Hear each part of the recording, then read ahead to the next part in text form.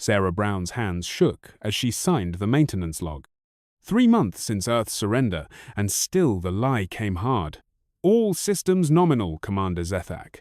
The Hegemony officer barely glanced up from his tactical display. 8 feet tall, skin like burnished copper, eyes that saw humans as slightly clever livestock. Excellent. Your species adapts well to servitude.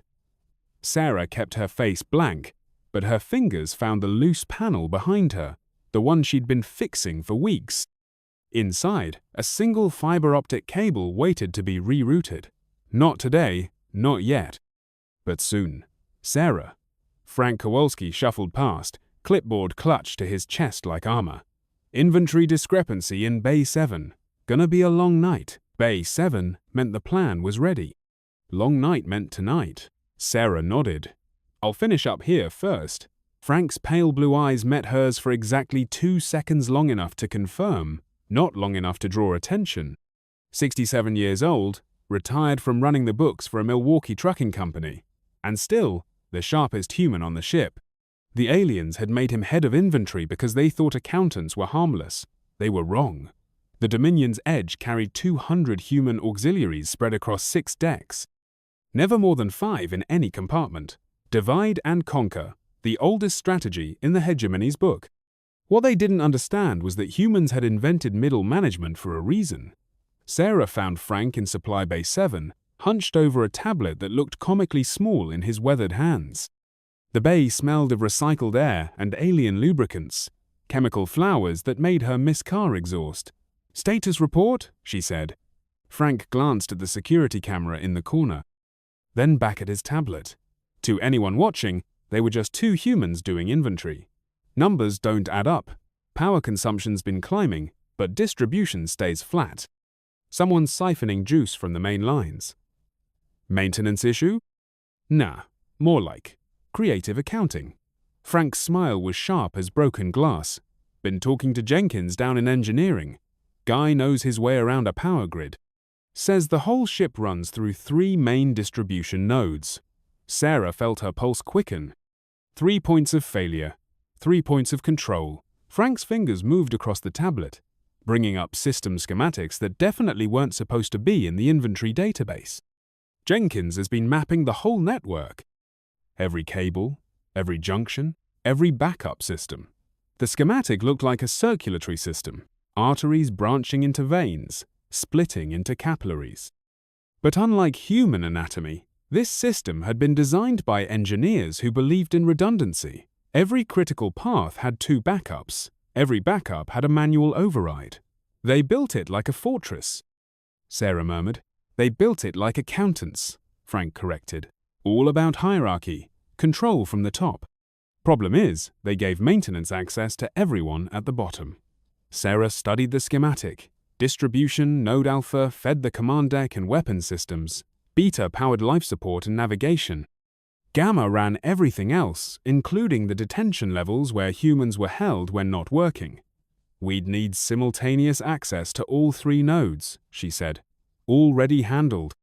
Jenkins is on Alpha shift. Maria Santos covers Beta. And you. Frank's finger traced a path from Bay 7 to Node Gamma. You're scheduled for routine maintenance tomorrow at 2 a.m. That's 3rd shift change. Skeleton crew. Minimal supervision, Frank agreed. Maximum opportunity.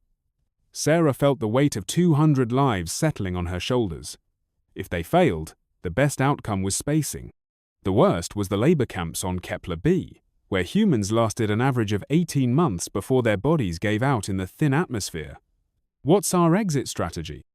Frank's smile turned predatory. Same as always. We fix what's broken. The next morning brought bad news in the form of senior engineer Krex, all 7 feet of him squeezed into the maintenance bay like a spider in a matchbox. His species had 4 arms, and the personality of a tax audit.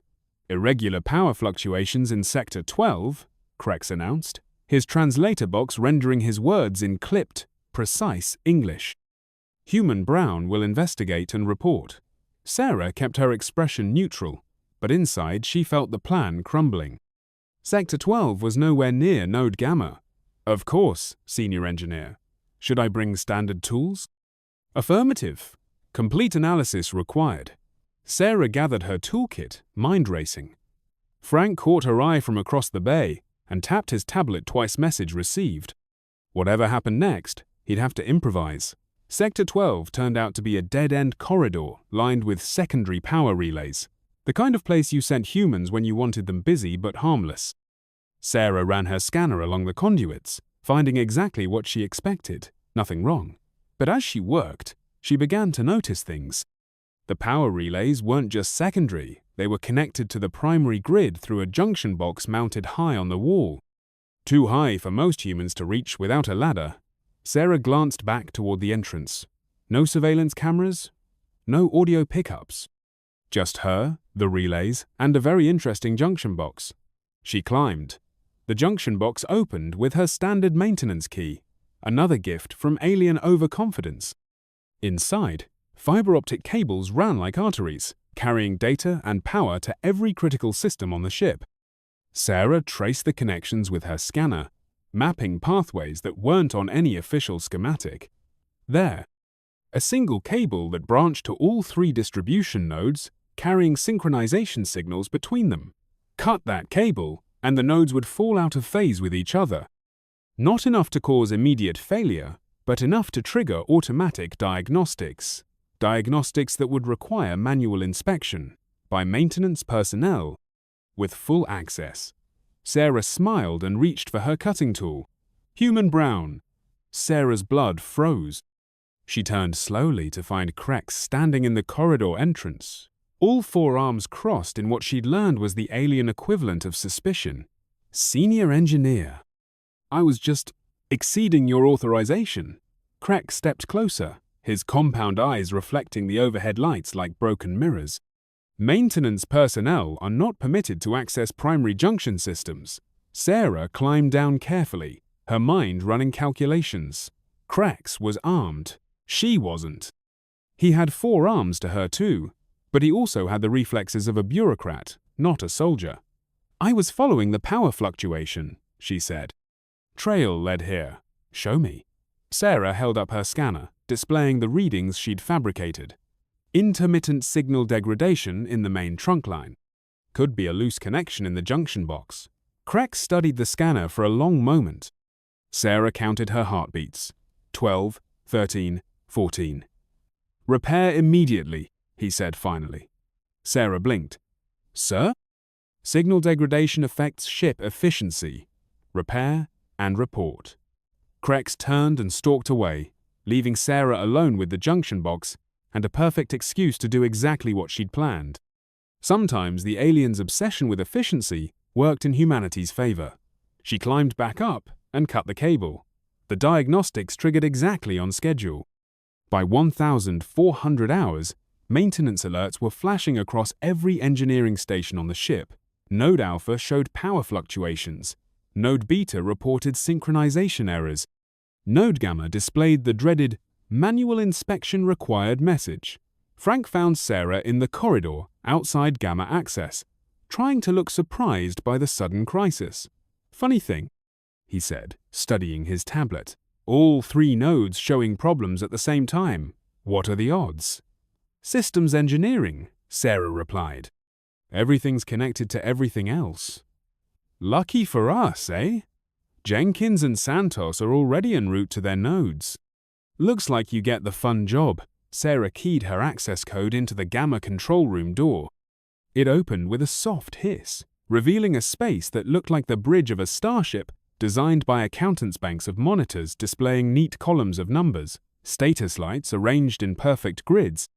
Everything clean and sterile and utterly predictable. She got to work. The Hegemony's engineers had built their systems like they built their society-rigid hierarchies with clear lines of authority. But Sarah had spent 15 years debugging code for a Portland startup, and she knew something the aliens didn't. Complex systems always had emergent behaviors. She started small. A slight adjustment to the power distribution algorithm, routing more juice to non-essential systems. A minor tweak to the environmental controls, shifting the air circulation patterns. Nothing that would show up on the main displays, but everything carefully calculated to create feedback loops. Her comm unit buzzed, Frank's voice carefully neutral. Inspection complete in Bay 7. All systems green. Translation: Jenkins and Santos were in position. Sarah's fingers flew across the control interface. The beauty of the plan wasn't the individual changes, but how they'd interact with each other. Jenkins would introduce a slight delay in the alpha node's response time. Santos would create a harmonic resonance in the beta power grid. And Sarah's modifications would amplify both effects, creating a cascade failure that would look like a random system glitch. But the real target wasn't the ship's systems. It was the crew. Sarah pulled up the internal communications array and began typing. Not commands, those would be logged and traced. Instead, she wrote a simple diagnostic routine that would test every communication channel on the ship, starting with the human quarters and working outward. To the aliens, it would look like standard troubleshooting. To the humans, it would be something else entirely. The routine began broadcasting on frequency 447 MHz, the emergency channel Frank had embedded in the supply manifests 3 months ago. No words, just a pattern of tones that meant one thing. Now, the first sign of trouble came from the detention levels. Security Chief Vorak's voice crackled over the comm. All human workers returning to quarters ahead of schedule. Efficiency increase noted. Commander Zethak's response was predictably bureaucratic. Cause? Unknown. They cite completion of assigned tasks. Sarah smiled as she listened. Completion of assigned tasks. Every human on the ship suddenly finding ways to finish their work early and return to quarters. Nothing suspicious about that. The second sign came from navigation. Minor course correction required. Stellar drift compensation. Execute correction, Zethak ordered. What he didn't know was that Santos had built the drift into the navigation system's stellar positioning algorithm. The ship was now aimed at a point in space, exactly 2.7 degrees off its original heading, a tiny deviation that would compound over the next few hours until they were pointed straight at the Sol defense grid. The third sign was the one that would finish them. Commander, came the voice of Engineering Supervisor Helix. Widespread system anomalies detected across all primary nodes. Recommend immediate diagnostic shutdown. Sarah held her breath. A diagnostic shutdown would require manual restart of every critical system, and manual restart required human maintenance crews with full access. Zethak's pause lasted exactly 6 seconds. Sarah counted them. Initiate shutdown sequence, he said finally. All maintenance teams to emergency stations. Sarah felt the ship's power grid cycling down around her, lights dimming as non-essential systems shut off one by one. Emergency lighting kicked in, bathing everything in red.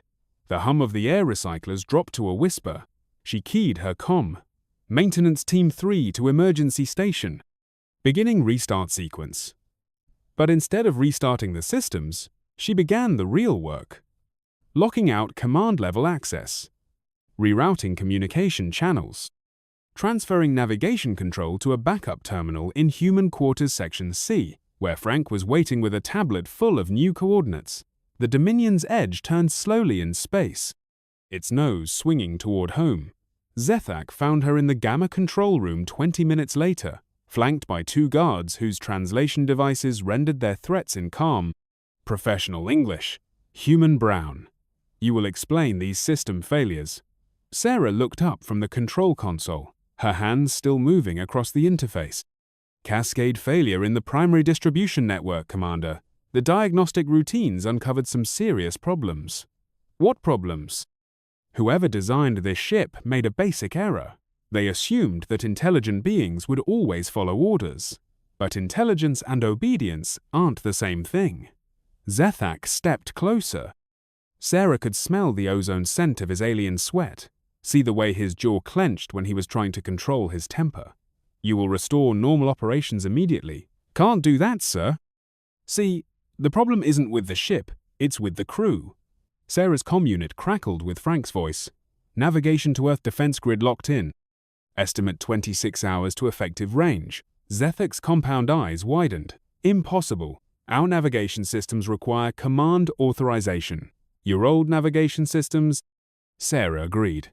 But we upgraded them. Better efficiency, improved redundancy. Your engineering team was very impressed with our work. The truth hit Zethak like a physical blow. Sarah could see it in the way his shoulders sagged, the way his breathing shifted. You planned this, all of it. We're just maintenance workers, Commander. We maintain what serves us, and we maintain what doesn't. Frank's voice came through the comm again. All human personnel secured in designated areas. Ready for Phase 2. Sarah smiled. You want to know the real difference between humans and hegemony?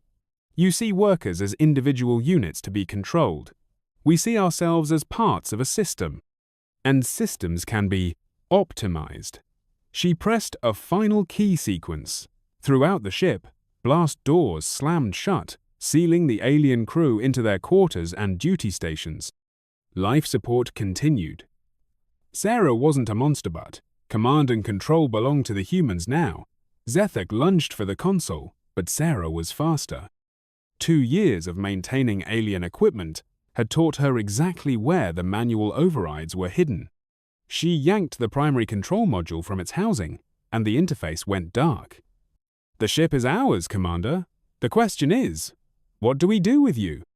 In the end, they made a deal. The Dominion's Edge dropped out of hyperspace at the edge of the Sol system, its distress beacon broadcasting on all hegemony frequencies. A damaged vessel carrying vital intelligence about human prison camps scattered across a dozen worlds. Information that Earth's Defense Force would find very, very interesting.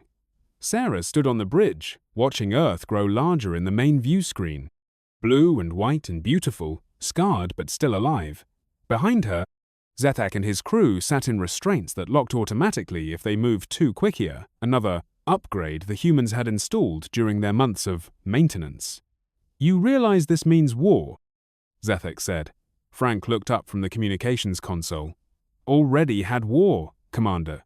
You just didn't know you were losing it. Sarah nodded. We're not warriors. We're problem solvers. And you were our biggest problem. The comm crackled with a familiar voice, Admiral Brown of the Earth Defense Force.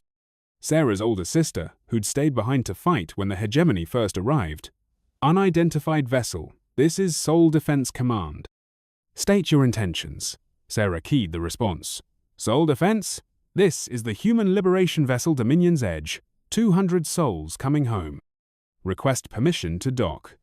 The pause stretched for eternity.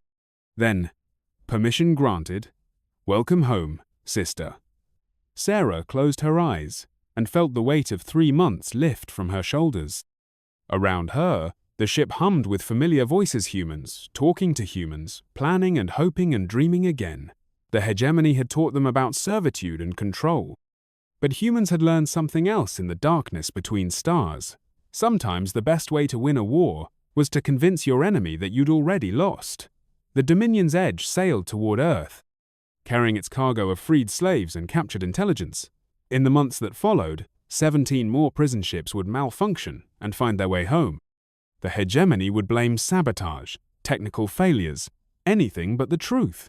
They never did understand that when you give maintenance access to a species that learned to fix things by breaking them first, you're not hiring workers, you're recruiting revolutionaries.